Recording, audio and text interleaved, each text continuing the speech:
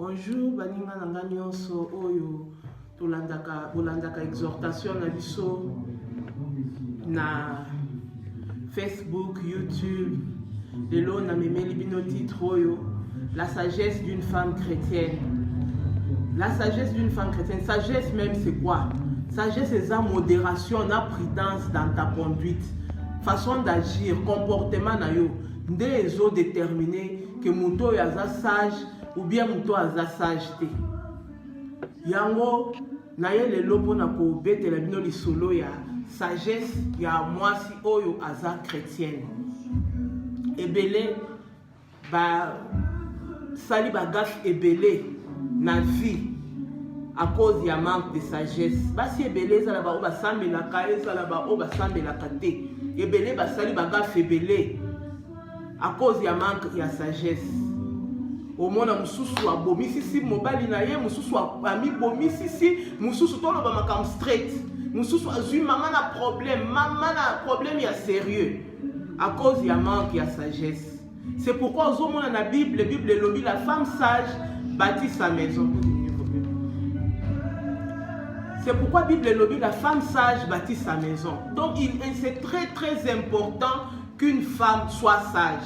Et c'est très important que moi si azala na sagesse.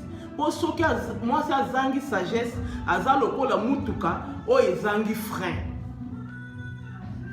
C'est pourquoi on dit dans la Bible Nzambe a betele yango sete que moi si il faut azala na sagesse.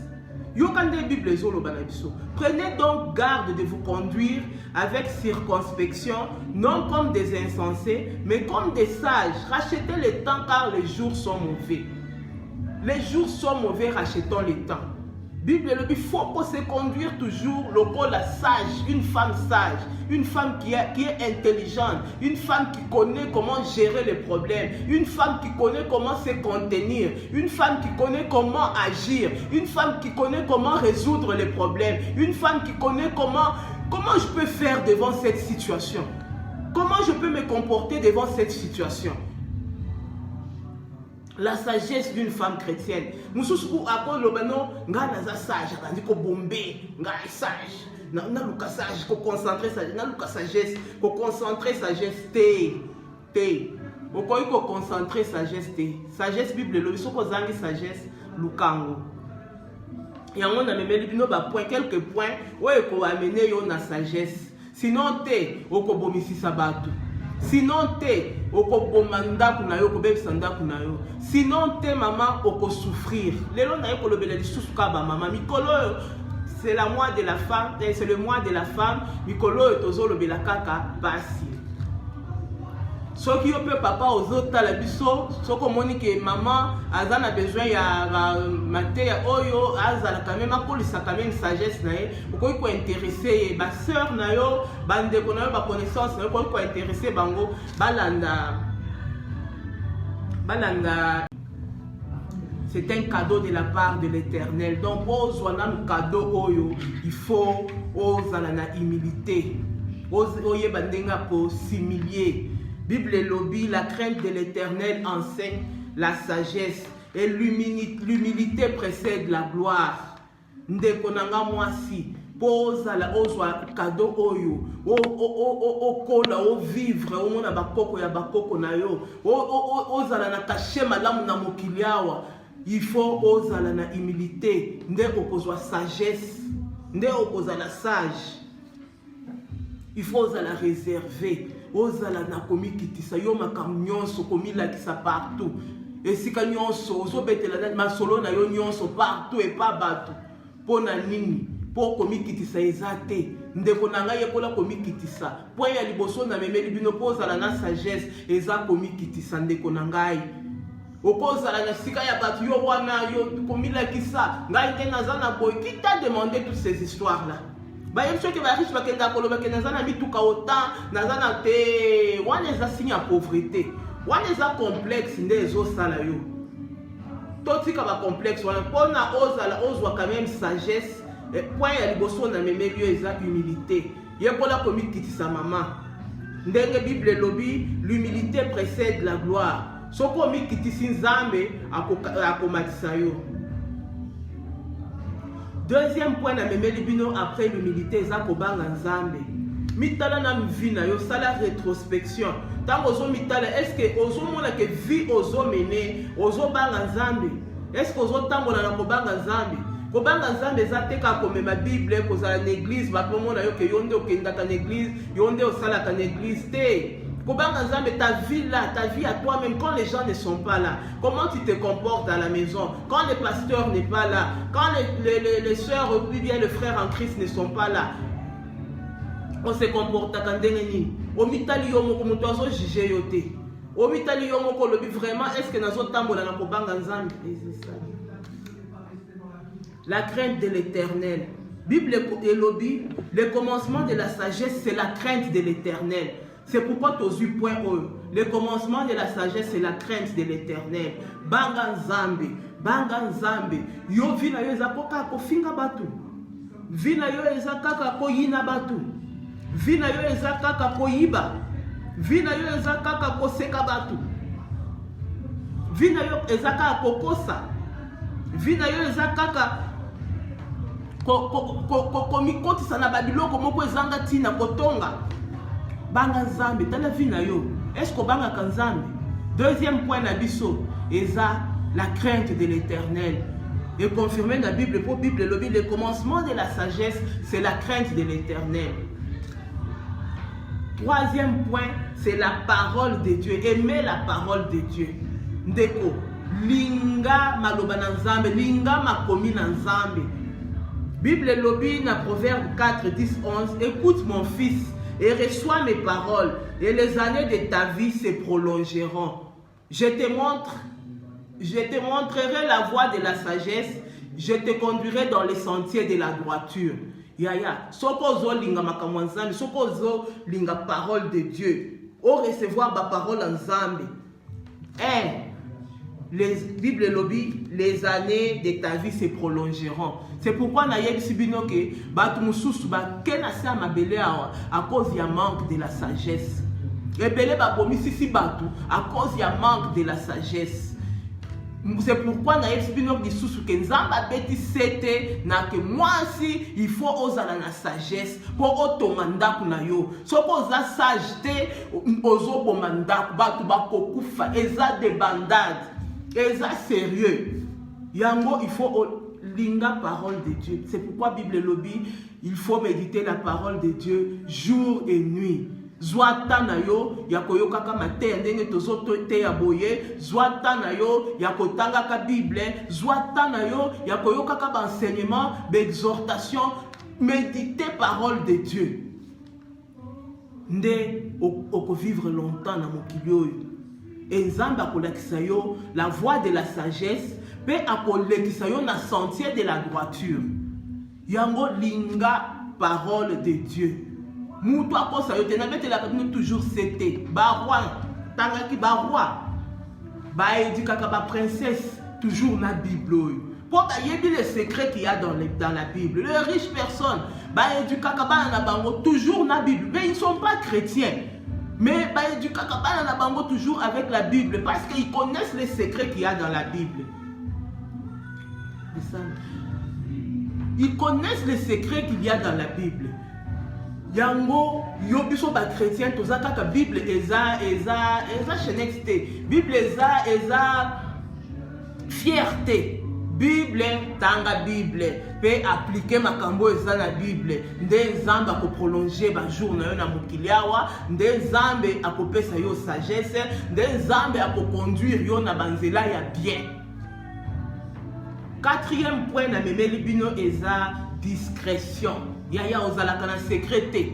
Yayo makambo eza kaka likambo estelemi elamuki WhatsApp esi lamuki téléphone eza yo wana okenda WhatsApp oyebike epa na nga basombeli nga boy, oyebike epa na nga tosombi boy, oyebike mobali na nga sali boy. Oza na vie ya secrété, oza na discrétion te. Bible lobi l'insensé quand il passe pour sage. Mutu azangi sens tango azo kanga munoko na ye, donc azo comme lokola sage. Celui qui ferme ses lèvres est un homme intelligent. On a Proverbe 17, 28. Bible lobby, l'insensé même quand il s'était, il passe pour un sage. Celui qui ferme ses lèvres est un homme intelligent. Ya yo munoko ekanga makate. Bacha chenet na munoko bien basala nini. Munoko ekanga makate. Une femme sage ne parle pas trop. Tu parles trop. Naba matanga, c'est toi qui parles. Naba réunion, c'est toi qui parles trop. Naba rencontre, c'est toi qui parles trop. Tu parles et tu es un perroquet. Osa perroquet te. Moi si ya boigna, alobaka mingi te. Moi si ya boigna, il sait comment se taire. Devant toutes les situations, tu dois connaître comment te taire. Na devant ma camion de komiko expliquer. Na li kambo yo yebite komiko betel solo on dirait yo zalaki wana. Lucas sagesse. Si tu n'as pas la sagesse, Bible lobby, demande-la. Ngana yeli yo ka ba secret muke ba point muke ya kokoli sa sagesse na yo parce que sagesse e ko aider yo. Soko za sage ozana Jésus-Christ. Soko za sage e ko sunga yo na vie. Soko za sage Bible totangi na Bible ke ko prolonger mikolono na mokiliar. Mais soko za zangi sagesse, tu vas vers un gros trou et ton nom sera effacé dans cette vie.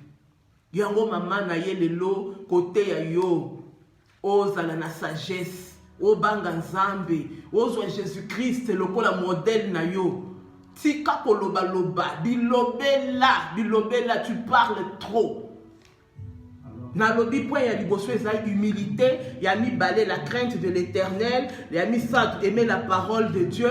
Quatrième point, discrétion.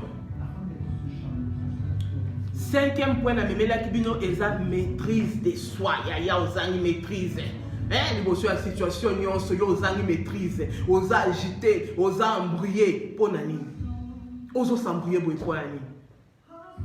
Sagesse, il faut ozala na maîtrise de soi. Yoka o eloko Bible ezoluba. L'insensé met en dehors toute sa passion, mais le sage se contient. Il faut yeba ndenge ya ko se contenir. Il faut se réserver. Au s'enflammer. Aux maîtrise. Kanda ya mutu est contaminé yote. Sentiment ya mutu est contaminé yote. Nous avons cet exemple moko. Une fois, je partais voir une personne à l'hôpital. Benginga, yepsinga vient mutu moko akende ko hôpital kotala mutwana. Benginga yepsinga soko koko kende babimisi mutwana. Va à l'hôpital si tu peux l'aider pour na abima. Je suis allé à l'hôpital.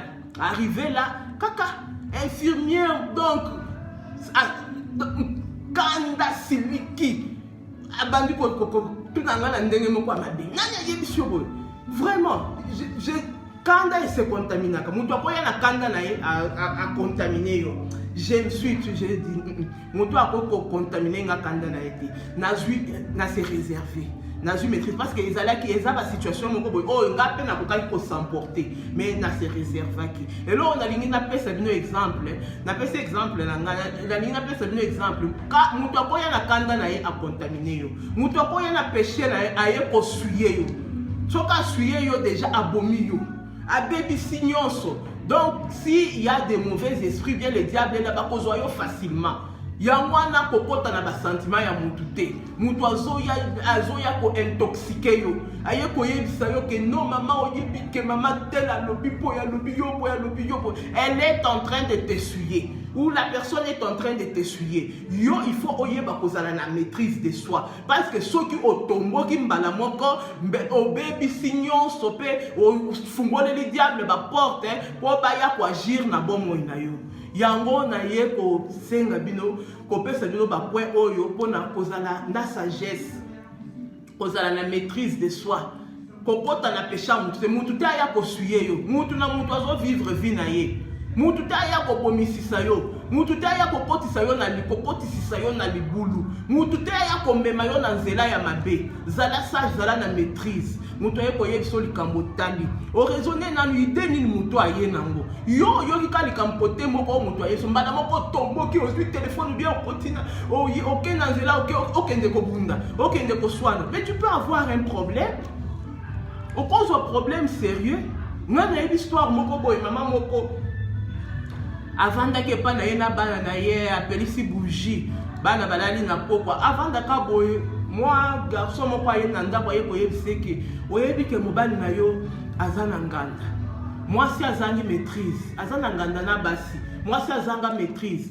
atika bana balala na ndako na bougie akenda mbangu mpona kokende kobunda na yebi te soki alingaki akende kobundisa mobali bien kobundisa bato bavandaki na mobali ndeko bougie ake asali badésordre asali na kozonga kuti yoka bato batelemi liboso ya ndako na bougie ezikisi bana moto epeli bana balalaki na babivard bougie ezikisi bana bakufi siko gagner nini. C'est pourquoi Nzambe a insisté qu'une femme doit avoir la sagesse.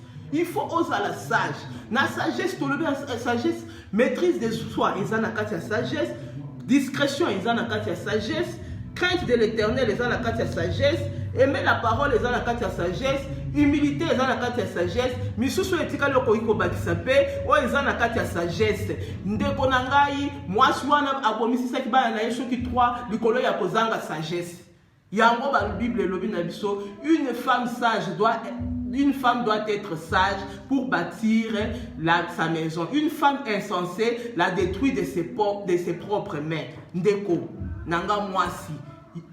Zwa biloko na pesio chango en pratique. Associer Jésus-Christ lokola zambe na yo. Associer Jésus-Christ lokola donc moninga na yo Saint-Esprit a dirigé kayo. Poignon soto tango yo eza parmi ba fruit pe ya Saint-Esprit. Donc soko vivre vie wana ya discrétion, tu as de la maîtrise de soi, tu es humble, tu crains l'Éternel, tu aimes la parole de Dieu, tu pries, donc tu es une femme sage, tu te comportes bien, comportement na yo. Exactement que au bas de kolobaki ngana za sage ngana se comporter te batunde bazomona comportement na yo façon na yo ya ko se comporter yango nde na yeli bino na pokwa lelo Bible lobi la sagesse d'en haut est premièrement pure, ensuite pacifique, modérée, conciliante, pleine de miséricorde et de bons fruits. La sagesse d'en haut n'a pas de duplicité, hypocrisie, sagesse au cause à la hypocrisie, au cause à la double facité. Au moins ni mutu ozo sekisaye. Tant mutu a tourné le dos au salier bleu. Tant mutu ozo solana mutu na téléphone ozo like se met elongeza ya ko beba. Mais au solana mutu ozo sentir que yo za bien mais yo o tebisi elongo bebisi elongo. Yango toza la sagesse ezawana te sagesse ya Nzambe Bible lobi eza pure. Eza pacifique. Zala moto na kimia, moto alukaka kimia. Modéré, moto asangisaka bato. Uyo musala na yoko diviser bato. Musala na yoko diviser bato. Une femme sage bâtit sa maison. Bâtir eza komatisa ba brique, komatisa. Kosangisa. Yo oza mokaboli. Musala na yoko kabola. Te Lucas sagesse d'en haut. Sagesse en Nzambe. Lucas sagesse en Nzambe. Zalaka na mutema mawa. Moninga azolela yo ozo seka ye. Moninga aza na souffrance yo ozo chola ye. Te sagesse en Nzambe eza ndenge wana te. Mwana Nzambe asalaka ndenge wana te. Toluka sagesse ya likolo. Toluka sagesse oyo ezangi hypocrisie. Tozala de bonnes femmes, de bonnes personnes. Tozala batu ya ba méchante. Soko tangi parce que yango na yo sotanga Bible. Soko tangi na Bible omona makambo Nzambe azo lakela ba méchant. Okoki kondima ozala parmi ba méchante. Tu ne peux pas être méchante. En tout cas, Nzambe nanga apambola yo. Ndimela Jésus-Christ comme Seigneur et Sauveur. Landa Nzambe, mema croix ya Nzambe landa ye. Landa Jésus, mema croix ya Jésus landa ye. Landa mate oto zote ya bino oyo. Chango na misala Nzambe akopambola yo. Okosunga bato ebele. Yo moko komisunga yo moko. Vie na yo eko se prolonger. Oko vivre vie na yo na kimia. Une femme sage bâtit sa maison. Que mon Dieu te bénisse.